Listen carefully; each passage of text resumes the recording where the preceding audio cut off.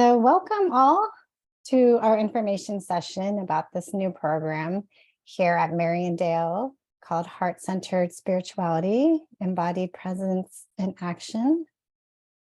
So to begin, I'll give just a brief overview. I thought we could at least begin with the grounding. I know myself, we're probably coming in from different activities. And so it's good to have a little bit of transition time to land and bring our bodies and our minds and our hearts here.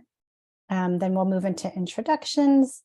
And then I did want to lead us in a contemplative practice, because part of the kind of the orientation is not just the content, but kind of a little experience, because so much of this program is about cultivating different practices. So I just wanted to give you a little taste. And then I'll move into the nuts and bolts of the program, and then we'll leave it for question and answer. And we'll definitely close by 8:30, but depending on how we move through the program, we might through this agenda, we might even end before that.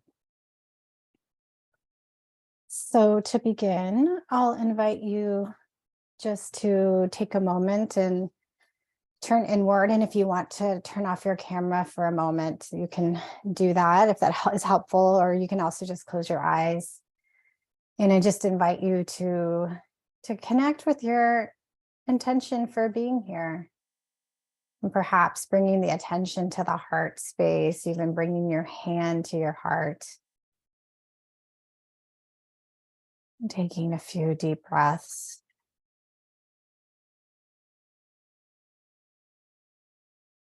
Taking a deep breath in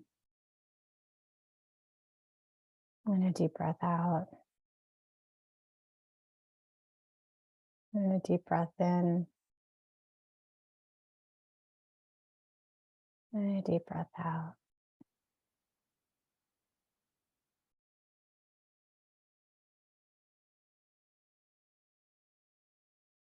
And perhaps feeling your feet on the ground, feeling yourself supported by Mother Earth.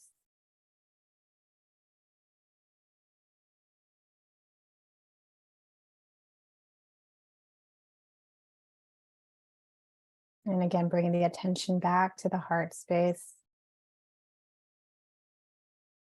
And just reflecting on the question, why am I here? What is my heart's intention?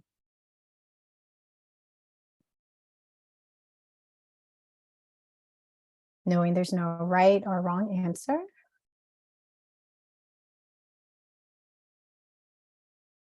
Whatever bubbles up in this moment is exactly what needs to bubble up. And it might be different tomorrow, or might have been different yesterday. But just noticing what's arising at this moment.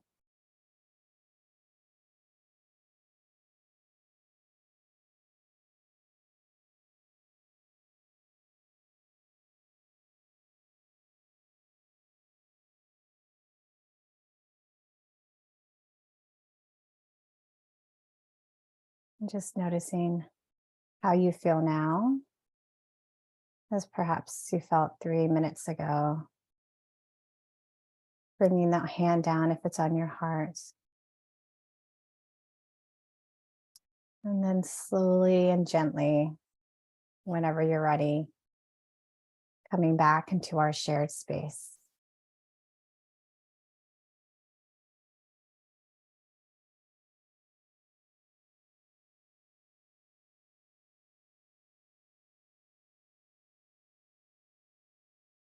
So Karen, I think I can actually pause recording, so I'll go ahead and do that. This quote, yeah, by Rainier. Okay. We're gonna read this together and actually meditate on it using the practice of Lectio Divina. So many of you, I assume, might be or maybe not, and that's part of the program, is to introduce you to different contemplative practices, ancient practices in the different traditions. So Lectio Divina, briefly, is meditation and scripture, and it's been a practice that Christians have used for centuries, using often scripture as the Bible as the object, I would say, of meditation. But really, Lexio is a practice that can be done. Now we have Lexio with art or Lexio with nature. When I was in the monastery, we often did Lexio, even just with spiritual books. So not necessarily scripture, but with spiritual books. But it's a way to read from the heart, not just with the mind, but to see how the scripture is speaking to you directly at this point in time. So what we're going to do is I'm going to read this passage 4 times. And each time I'm just going to offer you an invitation to reflect on. And I'll invite you to offer your response to that meditation in the chat, or you can read it out, say it out loud, or you can just keep it in your heart. But really, this form of group meditation, group Lexio Divina, is a way of kind of trying to engage the different aspects of ourself and trying to really meditate and see what's calling forth at this moment. Does that sound okay? Okay, great. So as we begin, I invite you again, just perhaps to feel your breath, to connect with your body. And as I read the passage, you can close your eyes or you can follow along, whatever is going to help you to be most present. So as I read this passage from Rainier Marie Rilke for the first time, just invite you just to listen. Be patient toward all that is unlocked in your heart, and try to love the questions themselves, like locked rooms and like books that are now written in a very foreign tongue. Do not now seek the answers which cannot be given you, because you would not be able to live them. And the point is to live everything. Live the questions now. Perhaps you will then gradually, without noticing it, live along some distant day into the answer.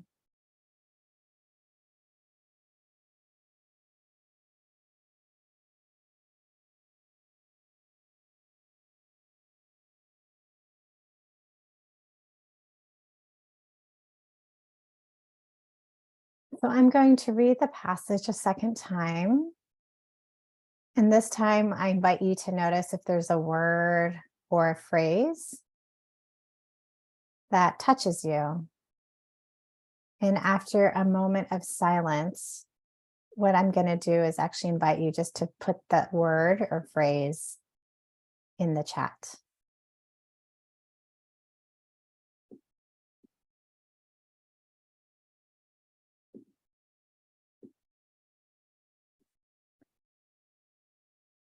So notice a word or phrase. Be patient toward all that is unsolved in your heart, and try to love the questions themselves, like locked rooms and like books that are now written in a very foreign tongue. Do not now seek the answers which cannot be given you, because you would not be able to live them. And the point is to live everything. Live the questions now. Perhaps you will then gradually, without noticing it, live along some distant day into the answer.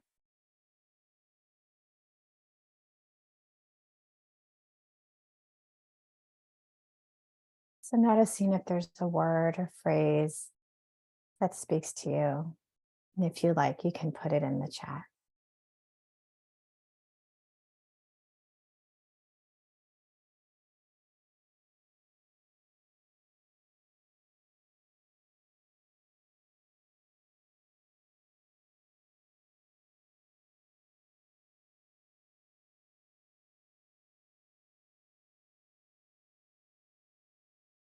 Try to love the questions themselves.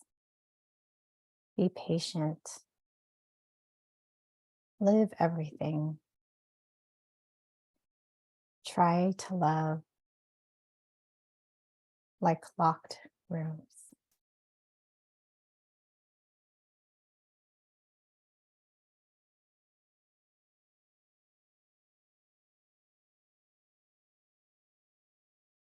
This time, as you notice, as you listen to the passage,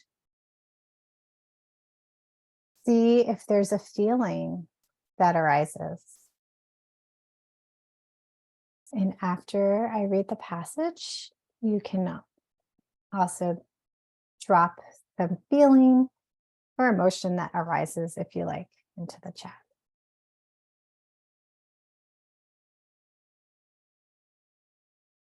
Be patient toward all that is unlocked in your heart and try to love the questions themselves. Like locked rooms and like books that are now written in a very foreign tongue. Do not now seek the answers, which cannot be given you because you would not be able to live them. And the point is to live everything. Live the questions now. Perhaps you will then gradually, without noticing it, live along some distant day into the answer.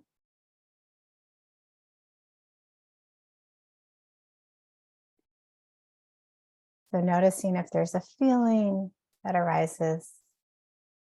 And if so, you're welcome to put that into the chat.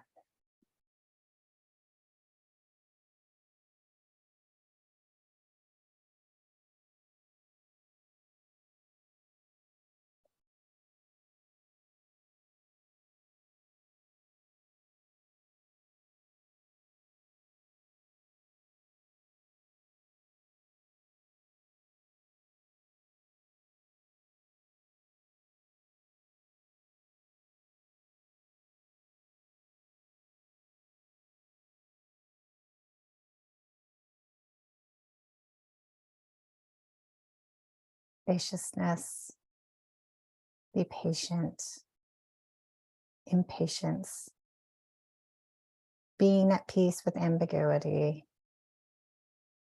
happy anticipation, a feeling of letting go.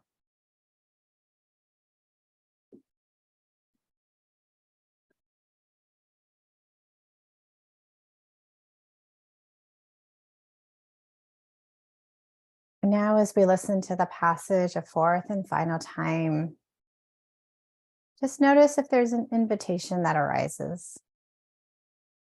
An invitation from listening and meditating on the passage. And again, after the reading, you're welcome to put that in the chat if you wish.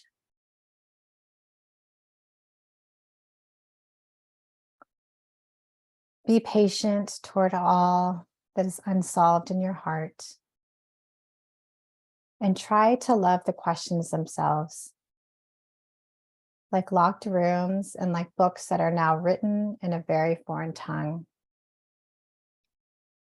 Do not now seek the answers, which cannot be given you because you would not be able to live them. And the point is to live everything. Live the questions now. Perhaps you will then gradually, without noticing it, live along some distant day into the answer.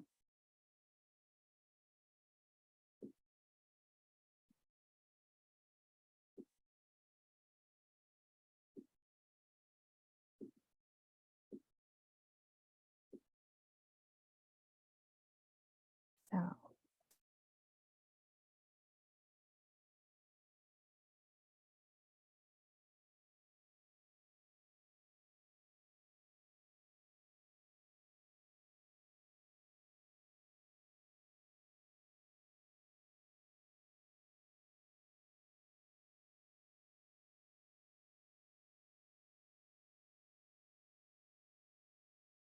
Live along.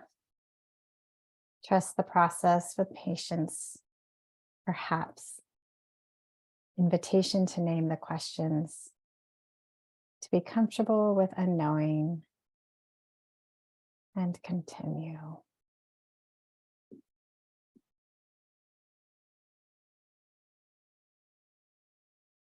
So we'll just take a moment to offer a prayer, to receive the invitation, and to respond as we're called.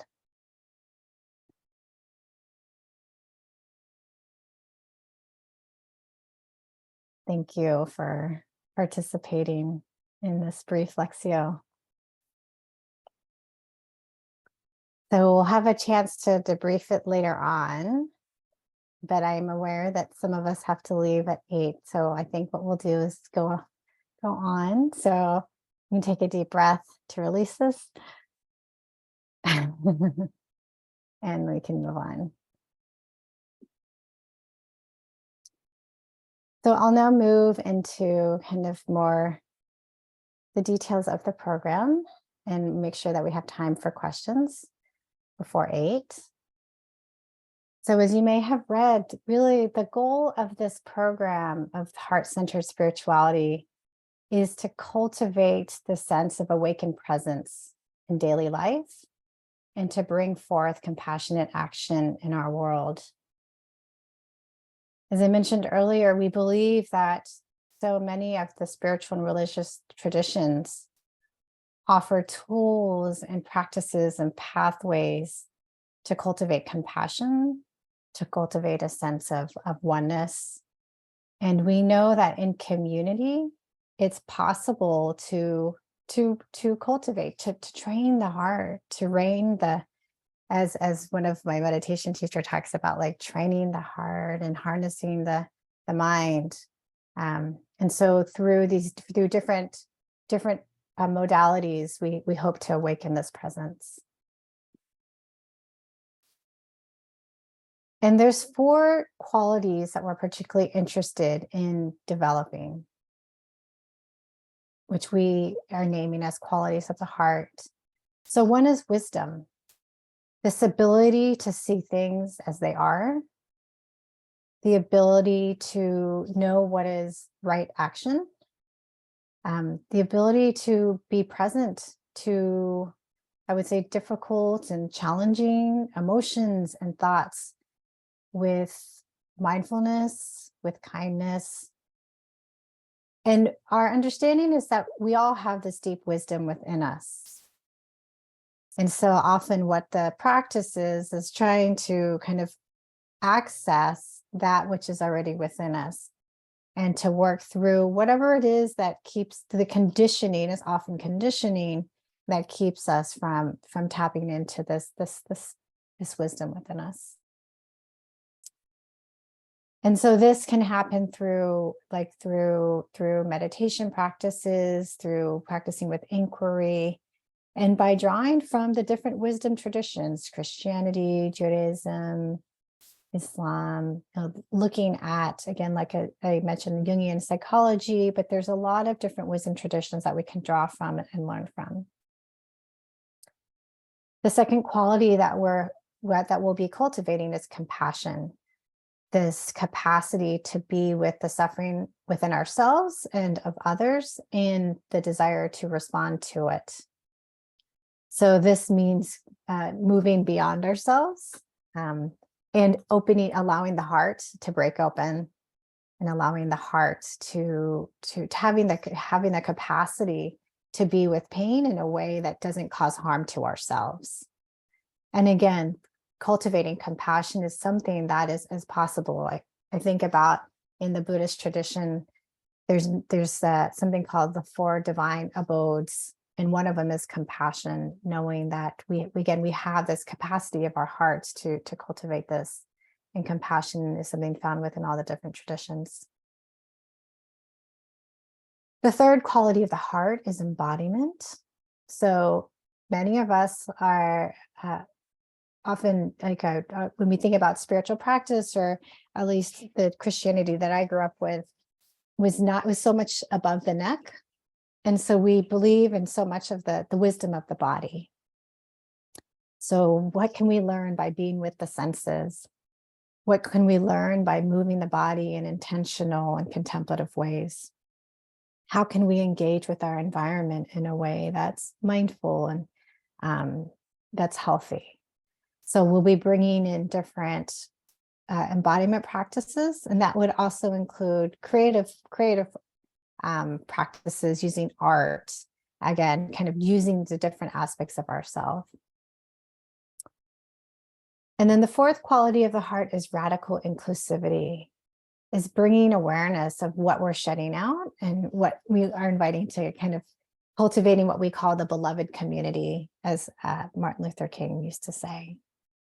But given the reality that we live in, particularly, in the United States, that's often very divided across race, across class.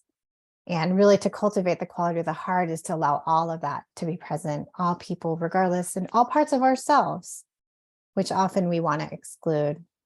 So how can we cultivate this radical inclusivity? So these will be our, I would say, kind of like our guiding lights of like, as we're thinking about like these different teachings or different practices or different questions of inquiry. It's about, is it helping to cultivate one of these qualities of the heart?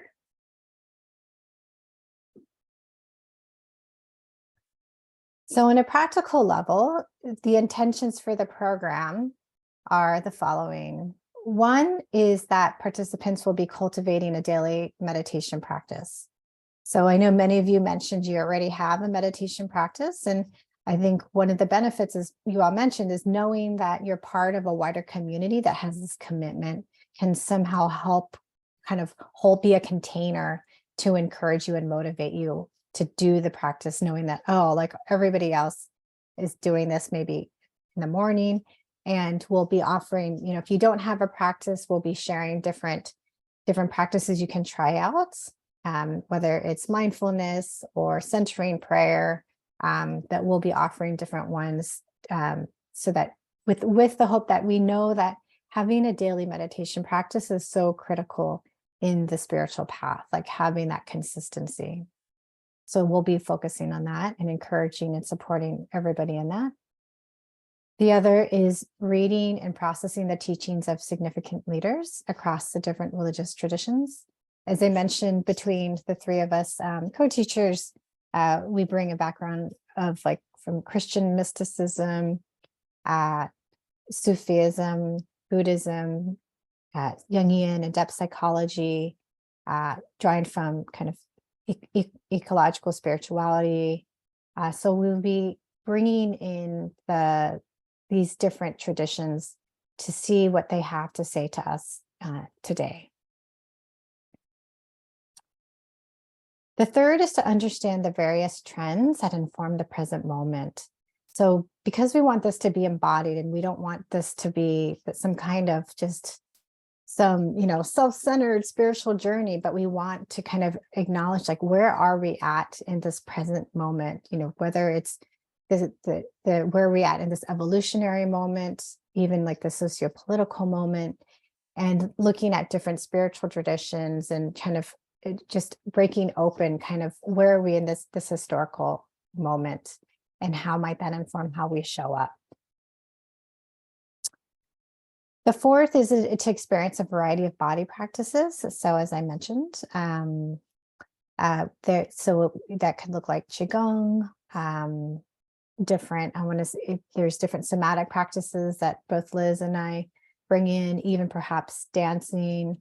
I think that's something that Matthew has brought in the past, but again, bringing in the body into this so that we're not just in the head, but really having it be a holistic experience. Engaging in creative and imaginal activities. So particularly, I would say Liz coming in from a Jungian perspective, like perhaps bringing in our dreams, but bringing in the arts, tapping into that side of the brain. So, because sometimes when we think about spiritual practice, it can, and we think about reading and processing the teachings of people within the wisdom traditions, that can be very left brain. So we want it to be balanced. Not one is better than the other, but we just need to make sure that we're We're engaging all parts of ourselves. Gain a framework to respond to emotional reactivity.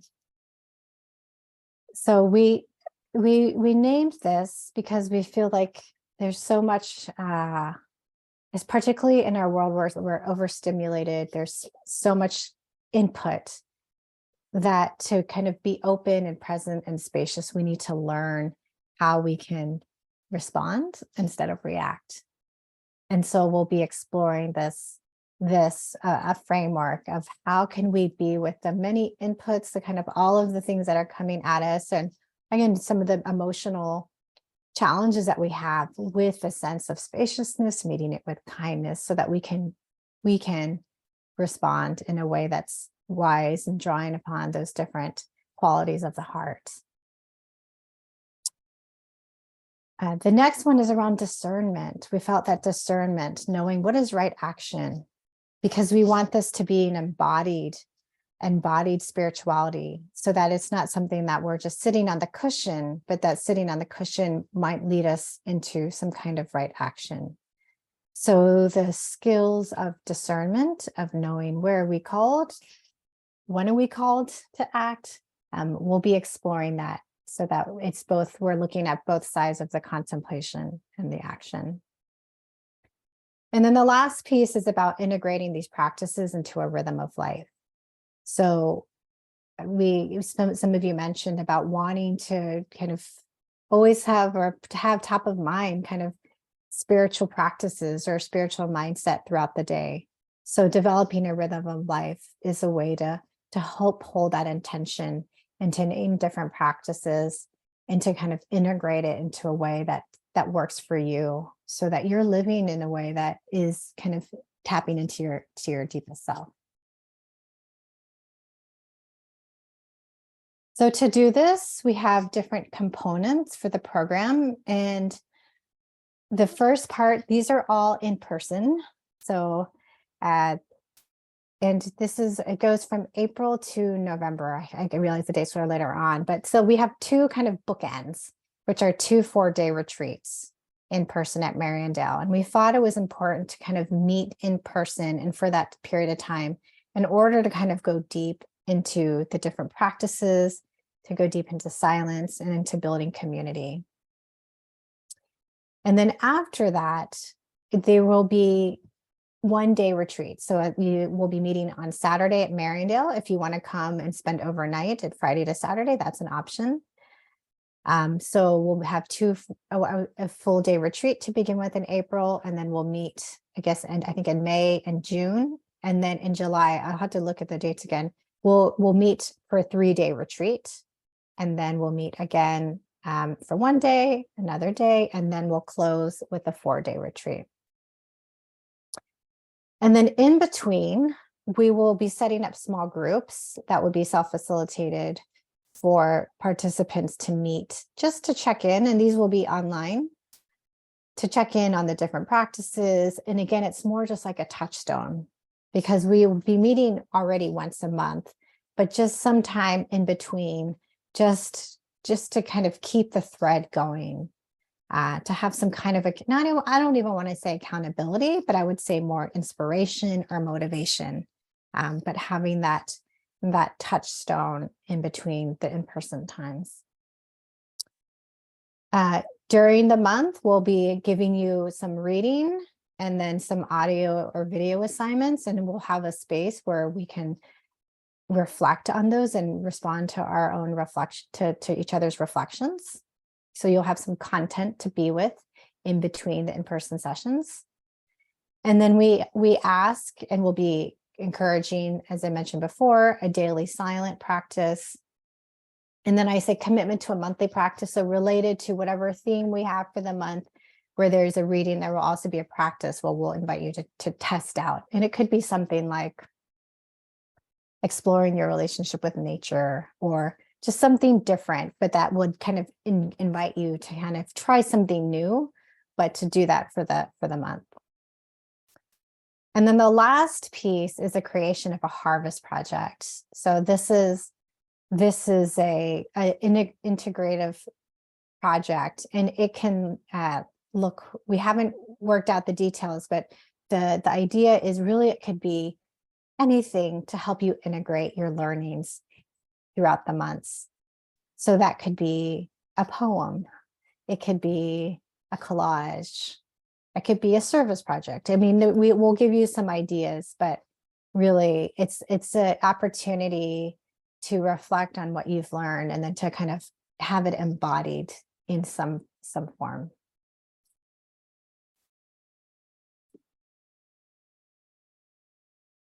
So the ideal participant, and I struggle with this word ideal, but I think the hope with whoever will be interested in this is somebody who's open to change, right? Because if we're talking about transformation, it means that you have to be open to some kind of paradigm shift, a new way of seeing the world, a new way of seeing yourself, and a new way of being in the world.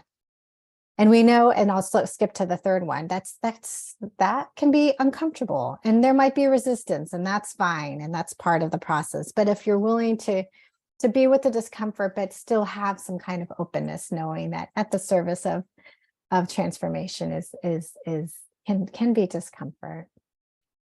We hope that whoever joins will lead with curiosity, especially when you're exposed to new things, to kind of, instead of coming from a place of judgment, but to go like, interesting, and to lead with questions as opposed to, I would say, judgments.